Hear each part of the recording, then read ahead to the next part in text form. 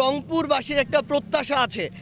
বিগত 16 বছরের যত ধরনের বাজেট সুযোগ সুবিধা এগুলো ছিল অঞ্চল ভিত্তিক।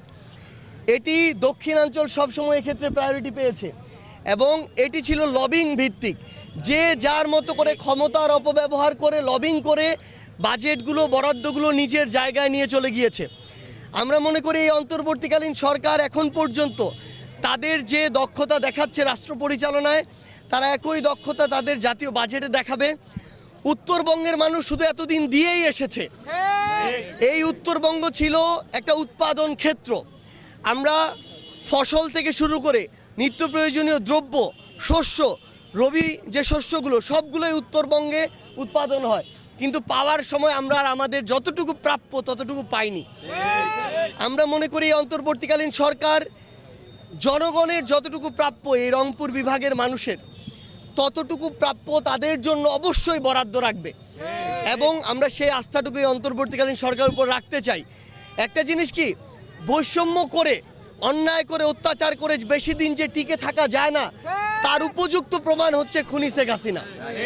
সেই জায়গায় আমরা প্রত্যাশা করি যে আমাদের এই বাংলাদেশের জন্য যতটুকু কন্ট্রিবিউশন এবং এই উত্তরবঙ্গের মানুষ, রংপুরের মানুষ যতটুকু তাদের প্রাপ্য ততটুকু যেন এখন থেকে আমরা পাই।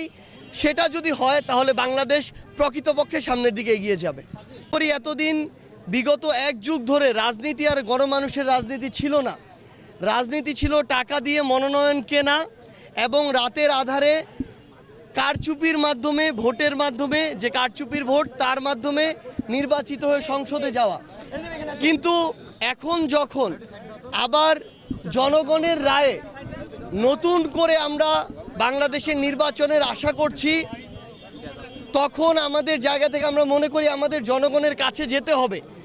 কারণ জনগণ তার ভোটাধিকার ফিরে পাবে।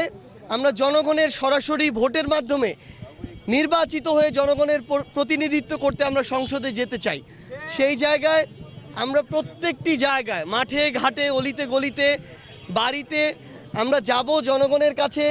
আমরা যা করতে চাই, বাংলাদেশকে নিয়ে যে স্বপ্নগুলো দেখি, আমাদের যে প্রত্যাশা, সেগুলো তুলে ধরতে এবং জনগণ আসলে কি চায়, এত ত্যাগের পরে, রক্তের পরে যে নতুন বাংলাদেশে, এই বাংলাদেশে তাদের চাওয়া কি, সেগুলো শুনতেও আমরা তাদের কাছে যাব। আমরা সেই কাজগুলোই করছি। তারই ধারাবাহিকতায় আমাদের রংপুর বিভাগের যারা জাতীয় নাগরিক পার্টির কেন্দ্রীয় কমিটিতে রয়েছে, আমরা তারা আজকে আমাদের জায়গা থেকে একসাথে বসবো।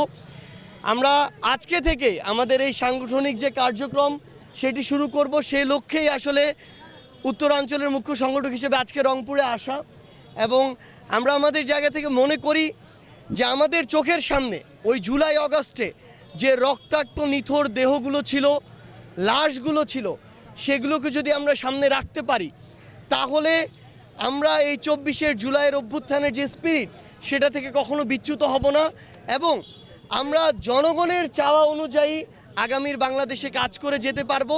এবং আমরা যদি জনগণের জন্য কাজ করতে পারি তাহলে জনগণই আমাদেরকে তাদের রায় দিয়ে সংসদে নিয়ে যাবে।